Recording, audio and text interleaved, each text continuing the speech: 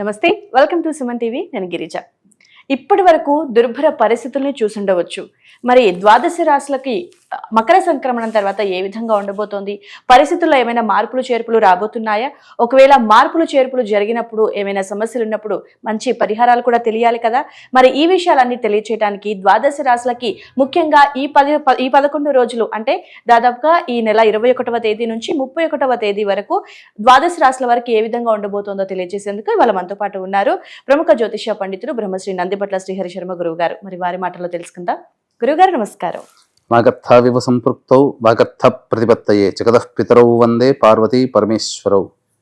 సదాశివసమారంభాం శంకరాచార్య మధ్యమాం అస్మదాచార్య పర్యంతం వందే గురు పరంపరాం. ఆదిత్యాయ చ సోమాయ మంగళాయ బుధాయ చ గురుశుక్ర శనిభ్యశ్చ రాహవే కేతవే నమః. శృంగేరి జగద్గురు పీఠాధిపతులకి కంచి పీఠాధిపతులకి నమస్కారంలో తెలియజేసుకుంటూ కార్యక్రమాన్ని ప్రారంభిద్దాం. గురుగారు, మనకి కన్యా రాశి వారికి ఈ నెల 21వ తేదీ నుండి 31వ తేదీ వరకు ఏ విధంగా ఉండబోతుంది అంటారు గురుగారు, తెలియజేస్తారా? కన్యా రాశి వారికి 21వ తారీఖు నుంచి 31 జనవరి వరకు ఏ విధంగా ఉండబోతుందో తెలుసుకునే ముందు గ్రహ సంచారం తెలుసుకుందాం. రాశిలోనే కేతువు, సప్తమంలో రాహువు, అలాగే చతుర్థంలో బుధుడు, మరియు పంచమంలో రవి, మరియు షష్టమంలో శని శుక్రుడు, నవమ స్థానంలో గురువు వక్రీకరించి ఉండడం, అలాగే కుజుడు స్తంభించి వక్రీకరించి స్థితి పొంది ఉండడం లాభస్థానంలో. వెరసి చూసుకున్నట్లయితే ఈ యొక్క కన్యా రాశిలో జన్మించినటువంటి స్త్రీ పురుషులకి ఎవరికైనప్పటికీ కూడా శుభ అశుభ మిశ్రమంగా ఉంది.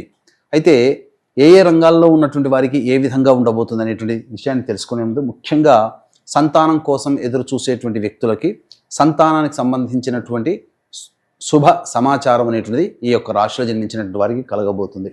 ఇక అన్నిటికంటే ముఖ్యంగా కుటుంబ సౌఖ్యము, గృహ సౌఖ్యము అనగా గృహానికి సంబంధించినటువంటి ఏవైతే లోన్లు ఎక్స్పెక్ట్ చేస్తున్నారో, లేదా గృహ సంపూర్ణానికి సంబంధించినటువంటి ఏవైతే ఉంటాయో, గృహ మరమ్మతులు, ఇవన్నీ కూడాను ఈ 21వ తారీఖు నుంచి 31వ తారీఖు లోపల మీరు చేసుకోగలుగుతారని చెప్పవచ్చు.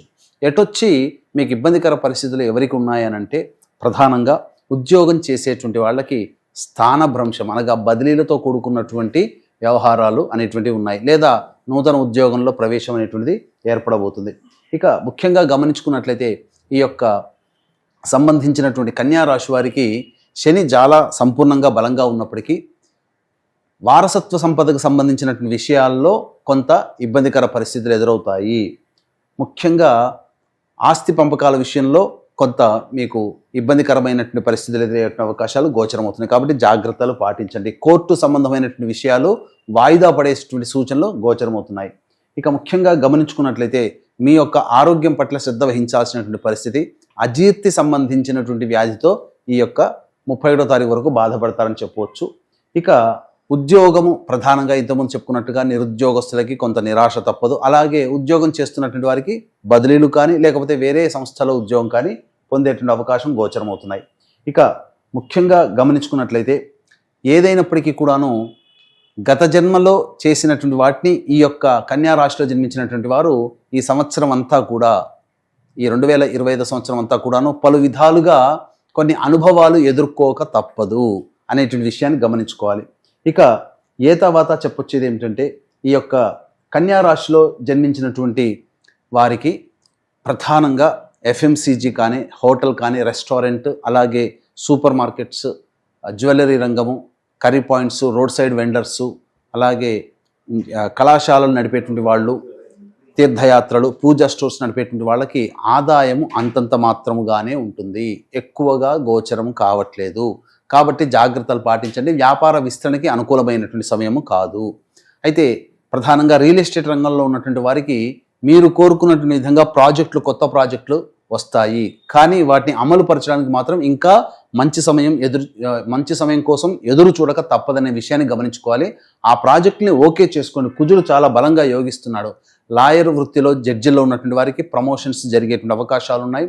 అలాగే రైతులు పంటలలో లాభసాటిని పొందుతారని చెప్పవచ్చు.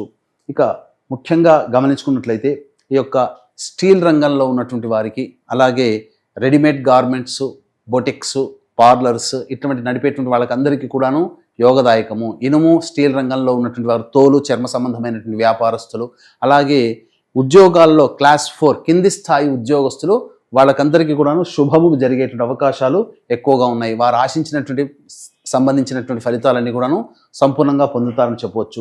తర్వాత చెప్పుకొచ్చేది ఏమిటంటే ఈ యొక్క కన్యా రాశిలో జన్మించినటువంటి వారికి 21వ తారీఖు నుంచి 31వ తారీఖు వరకు ఆదాయం ఏ విధంగా ఉంటుంది, ఖర్చులు ఏ విధంగా ఏ రోజుల్లో ఉంటాయనేటువంటి విషయాల గురించి క్లుప్తంగా తెలియచేసుకుందాం. వీక్షించేటువంటి ప్రేక్షకులకు గమనిక, ఈ యొక్క జనవరి 29వ తారీఖు రోజున మౌని అమావాస్య సందర్భంగా జాతకరీత్యా కోర్టు సమస్యలు, ఆర్థిక సమస్యలు, శని బాధ సమస్యలు, అలాగే ప్రయోగ బాధలకు సంబంధించినటువంటివి, ఉద్యోగ బాధలకు సంబంధించినటువంటి సమస్యలు ఎదుర్కొనేటువంటి వాళ్ళ కోసమై దశమహావిద్యల హోమంలో భాగంగా ప్రత్యంగిర హోమము, బగడాముఖి హోమము, రాజశ్యామల హోమము, వారాహి హోమము, ధూమవతి హోమంలో 5 హోమాలు పర్ హెడ్ 2100 రూపీస్కి చేయించడం జరుగుతుంది. మధ్యాహ్నం 3 గంటలకి కార్యక్రమం ప్రారంభమవుతుంది. 12 గంటల లోపల 29వ తారీఖు రోజున మీ గోతనామాదులు నమోదు చేసుకోవచ్చు. ఇక గమనించుకున్నట్లయితే 21వ తారీఖు రోజున ప్రధానంగా మీరు ఏదైతే పెండింగ్లో ఉన్నటువంటి పనులు ఉంటాయో ఆ పనులని పూర్తి చేసుకుంటారో, ఒక బాధ్యతని పూర్తి చేసుకున్నామనేటువంటి యొక్క సంతోషం మీకు కలుగుతుంది. ఇక 22, 23వ తారీఖుల్లో కనుక చూసుకున్నట్లయితే ప్రధానంగా కుటుంబముతో వివాదాలు, ధనపరమైనటువంటి కష్టములు ఎక్కువగా పెరగడము, అలాగే మానసికమైనటువంటి ప్రశాంతత లోపిస్తుంది. కుటుంబ సభ్యులతో వాగ్వివాదాలు పెరుగుతాయని చెప్పవచ్చు. ఇక 24, 25, 26వ తారీఖులో కనుక చూసుకున్నట్లయితే కింది స్థాయి ఉద్యోగస్తులు చక్కగా సహకరించడం వల్ల అనుకున్నటువంటి పనులన్నీ కూడా పూర్తి చేసుకుంటారు. అన్నిటికంటే ముఖ్యంగా ప్రధానంగా రాని బాకీలు వసూలవుతాయి. ఇతరుల యొక్క సహాయ సహకారాలతో మీ పనులన్నీ కూడాను పూర్తి చేసుకుంటారని చెప్పవచ్చు. ఇక 27, 28 తారీఖులో చూసుకున్నట్లయితే గృహ మరమ్మతులు, గృహోపకరణాలు మరియు వాహన మరమ్మతులకి ఖర్చులు అధికంగా అవుతాయి. ఇన్వెస్ట్మెంట్స్ సంబంధించినటువంటి విషయాల పట్ల చర్చలు మీకు ఎక్కువగా ఉంటాయి. తల్లిగారి ఆరోగ్యం పట్ల శ్రద్ధ వహించాల్సినటువంటి పరిస్థితి. ఇక 29, 30వ తారీఖులో కనుక చూసుకున్నట్లయితే ఖర్చులు అధికంగా ఉంటాయి. దానితో పాటుగా ఆరోగ్యం పట్ల కూడాను శ్రద్ధ వహించాల్సినటువంటి పరిస్థితి. జ్వర సంబంధమైనటువంటి పీడితంతో మీరు ఇబ్బంది పడేటువంటి అవకాశాలు ఈ 29, 30 తారీఖులో గోచరమవుతున్నాయి. ఇక 31వ తారీఖు రోజున కనుక చూసుకున్నట్లయితే మానసిక ప్రశాంతత లోపిస్తుంది, కానీ అవసరానికి ఖర్చులకి తగ్గట్టుగా మీకు డబ్బు చేతికి అందుతుంది అని చెప్పవచ్చు. తర్వాత ఈ యొక్క కన్యా రాశిలో జన్మించినటువంటి వారికి మిశ్రమ ఫలితాలు పొందుతారని చెప్పవచ్చు. అయితే గురుగారు, మిశ్రమ ఫలితాలు అంటున్నారు. ముఖ్యంగా అంటే డబ్బు చేతికి వస్తుంది కానీ ప్రశాంతత కాస్త కరువైతుంది అని అన్నారు కాబట్టి కన్యా రాశి వారికి. సో ఓవరాల్గా మనకి 11 రోజులకి సంబంధించి ఎలాంటి పరిహారం చేసుకుంటే గనక సమస్యల నుండి బయటపడే అవకాశం ఉంటుందంటారు?